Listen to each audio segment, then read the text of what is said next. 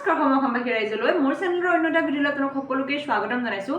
আজিৰ দিনটো ইমানেই বৰষুণ গতিকে বতৰত ইমান ঘৰত থাকিব পৰা নাই, একদম কিবা এটা ফাষ্ট ফুড খাবলৈ মন গৈছে, গতিকে টাউনলৈ বুলি যাওঁ। আপোনালোকৰ লগত লৈ যাম, আপোনালোককো লগত লৈ যাওঁ, মানে কি খাওঁ তাকে আপোনালোকক দেখাওঁ নে কি কয়, চলো।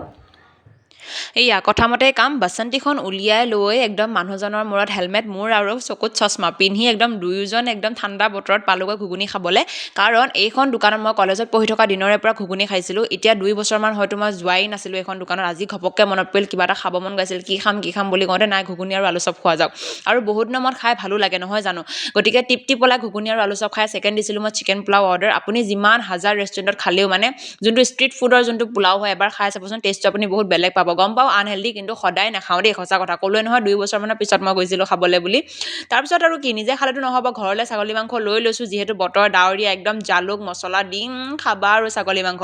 লাষ্টত এটা আইচক্ৰীমৰ সৈতে মই আজি ভিডিঅ'টোৰ পৰা বিদায় মাগিছোঁ। ঘৰত গৈ আকৌ মই আদা নহৰু জালুক জলকীয়া পিচি দিবগৈ লাগিব নহয়, নে কি কয়, এতিয়াও এসাঁজৰ বনাব আছেই ঘৰত গৈ। বাকী লগ পাম অন্য এটা ভিডিঅ', তেতিয়ালৈকে সকলো কুশলে থাকক, লাইক শ্বেয়াৰ ছাবস্ক্ৰাইব আৰু কমেণ্ট কৰিব নাপাহৰিব। Bye bye.